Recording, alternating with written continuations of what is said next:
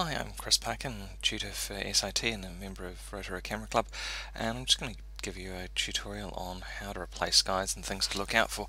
So for those of you doing 106 for SIT, this should come in quite helpful for the week that you're replacing the sky. First thing to notice when we're looking for skies is we need to work out what the lighting is doing in the image that we're using as a base. Now this is not one of my images, it's Richard August. And part of the reason that I'm using somebody else's image is that's exactly what you guys have to do for the assignment. So I'll start off by playing with somebody else's. It also gives you the ability to be a little bit more subjective about the image. We often get very emotionally attached to our images, and that can create some havoc. So the first thing I noticed for this is the gentleman's not stuck to the rule of thirds.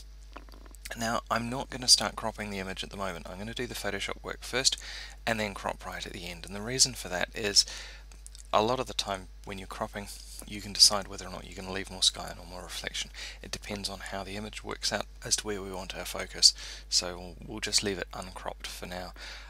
But the first thing we need to do is go and find a set of clouds that will actually work. So we're going to use search creativecommons.org, and that'll allow us to access Flickr, and we've made sure that we've got the Creative Commons license available.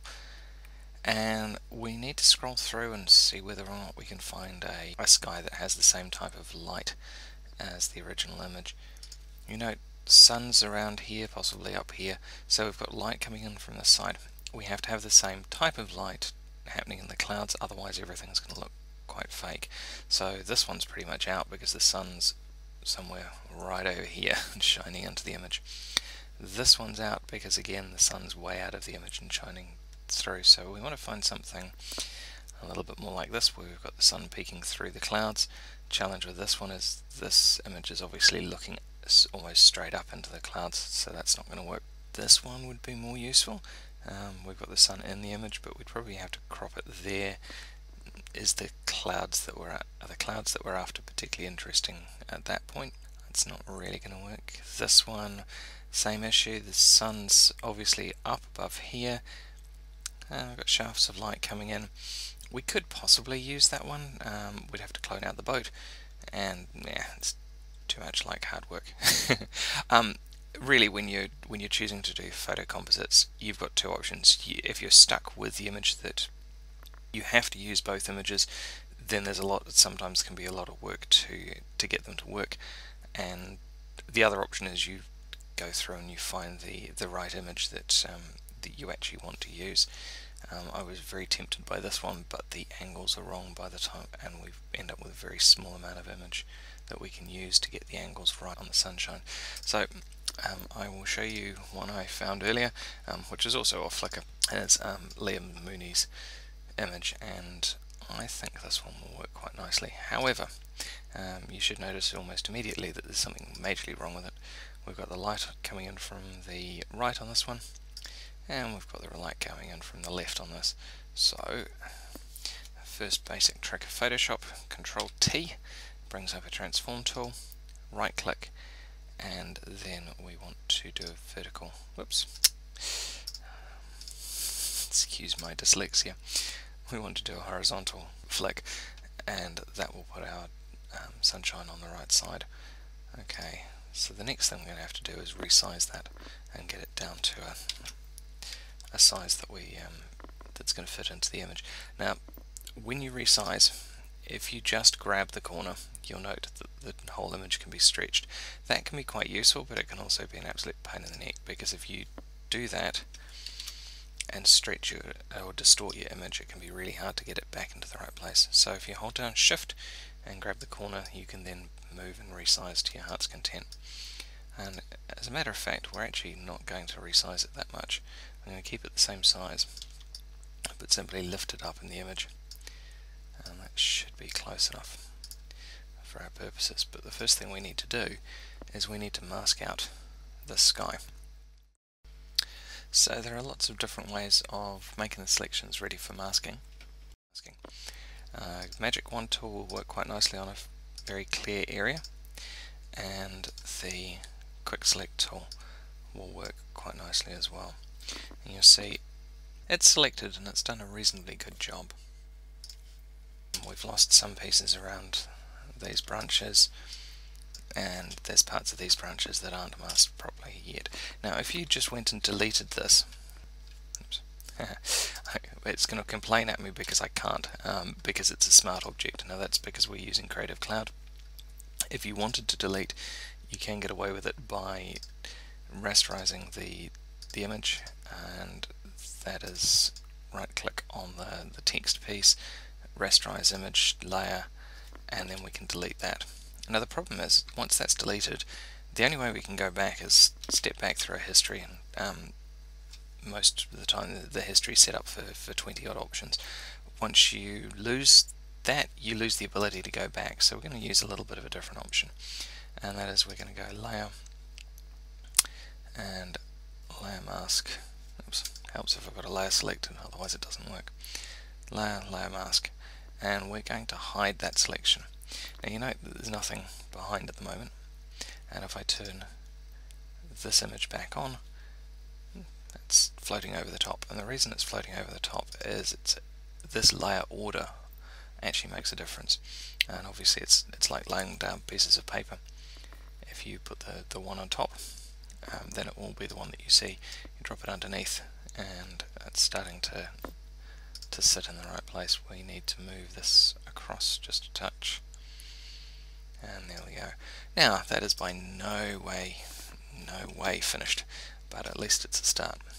What else have we got to do? Well, we've got pieces that are sneaking through the trees, and we've got all of our trees over here that we need to fix, and you'll note in the far distance there's some blue areas here, and we need to get rid of that. And the biggest thing that you'll notice is that hopefully is that our reflection doesn't reflect the sky.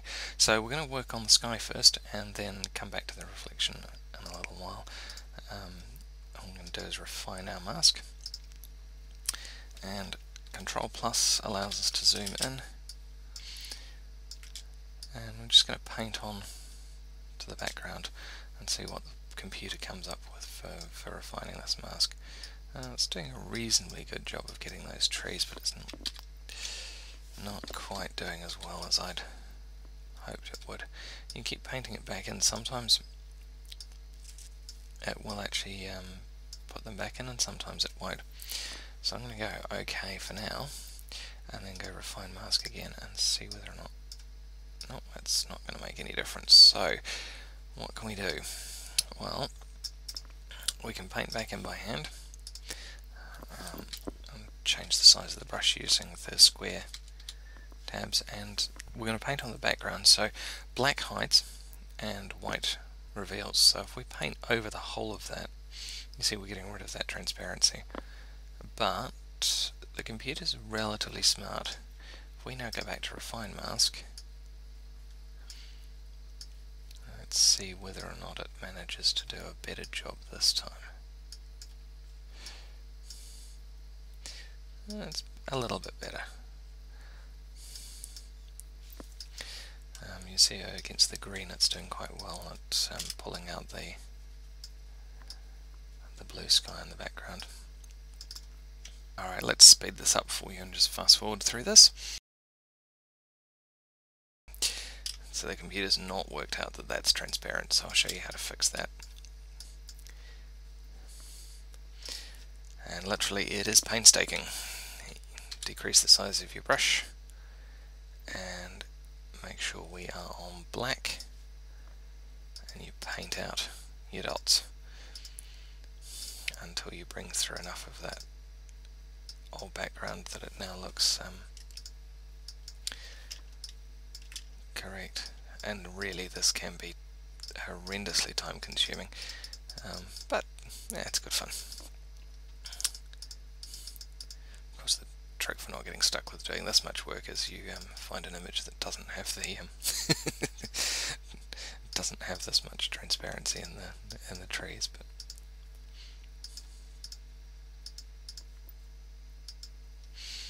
alright, so I can spend another half hour on making sure that these are there, and if you turn this on and off you'll be able to see the pieces that I've actually allowed that transparency to come through. So you see the eye function allows you to turn that on and off, and you can.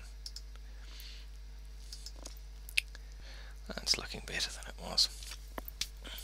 Alright, so I'm reasonably happy with that.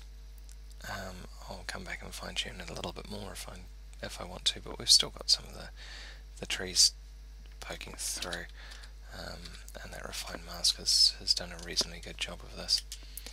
So the next task is our reflection. And duplicate the layer, right click, duplicate. Okay, so we've got our sky back, and Control T, and this time we're going to flip it upside down, which is the vertical, and we're going to bring it down onto the next part of our image. Now, the interesting thing with this is, where is it going to sit? Well, we want it to sit behind this part of the sky. Now, I showed you how to use the layer mask last time. I'm going to select another layer mask, and we're going to apply it, or take another selection and then apply it to a different layer. So we've selected using the Richard layer, and we're going to go back to Liam's sky, and image, sorry, layer mask, and this time we are going to reveal the selection. Okay, now you'll note that we've got some of the rocks that were in the original image poking through. If we try and move the whole thing, we move the layer mask as well, and that's not going to work. So Control Z and step backwards. If you break these chains and click on them, it'll undo it. Make sure we've got the picture layer selected again, and now we can move the picture independently. So we want to make it, remember when you're looking at a reflection, you've got to try and work out where the lines of eyesight and things are going to go. So if you're down at this point in the water looking up, this reflection here is going to, this cloud here is going to be lower in the sky. So we want to make sure that we actually match up with that reasonably closely, and that's pretty close. So I'm happy with that. You'll note that there's something weird going on here.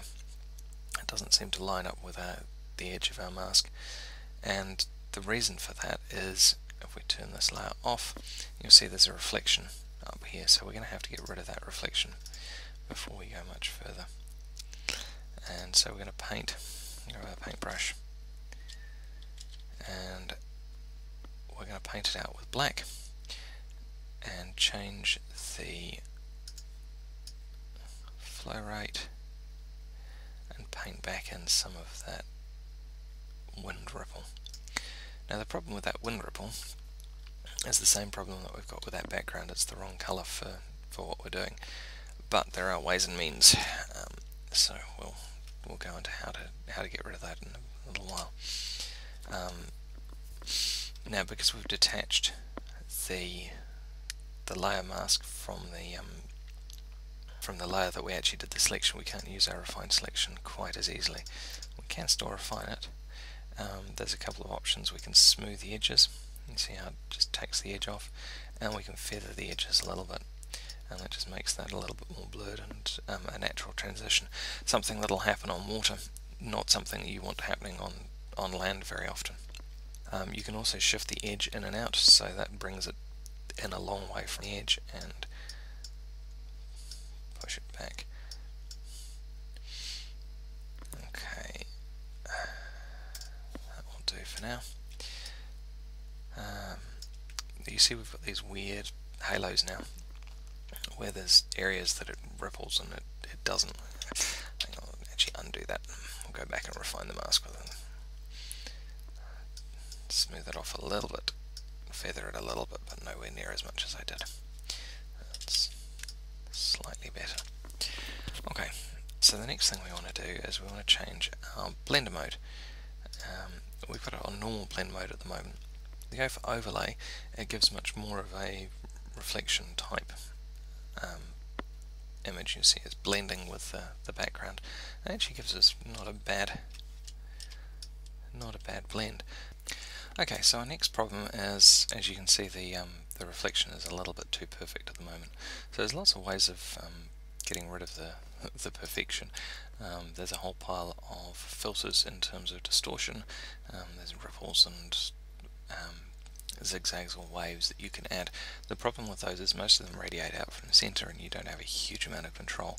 The one that I prefer using is Liquify, and that brings up a layer that you can actually go and it will liquefy and turn the surface into water. Now obviously I've used too big a brush to show you what's going on there.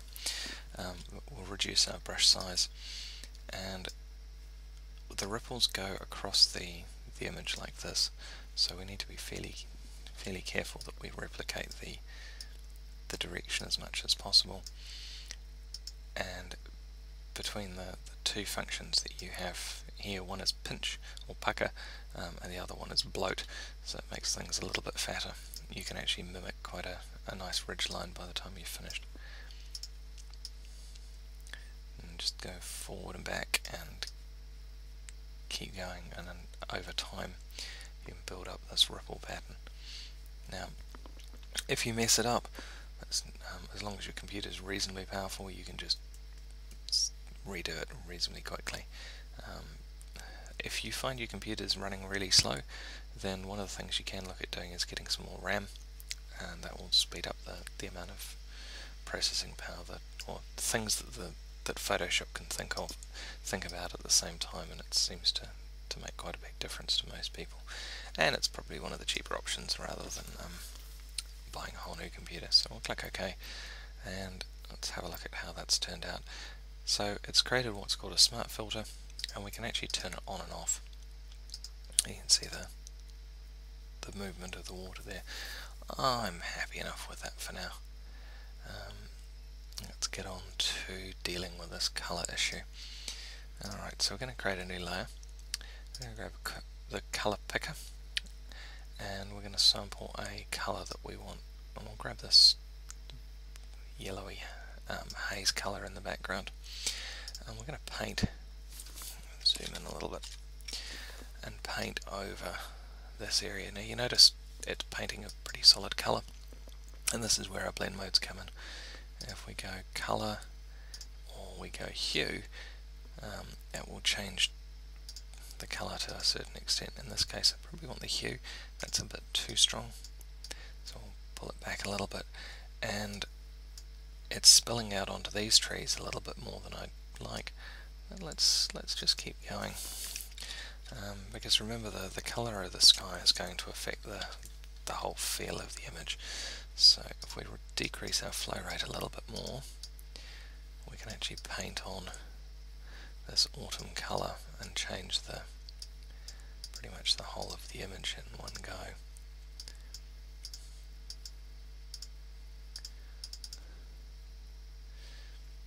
Okay, let's zoom back in. Now we've still got that area that's a little bit too light. I'm going to create this new layer, and I do some painting. Okay, let's move that layer mask onto there. There we go, that's better. So just by dragging, you can drag and drop the layer mask across, and in this case I've put the layer mask over this piece of the image, and if I disable the mask you can see it's painted up here, and it's now enable keeping that area covered. Now, oops, just painted on the mask. This is the problem with using masks, you have to make sure that you know which bit you've got selected.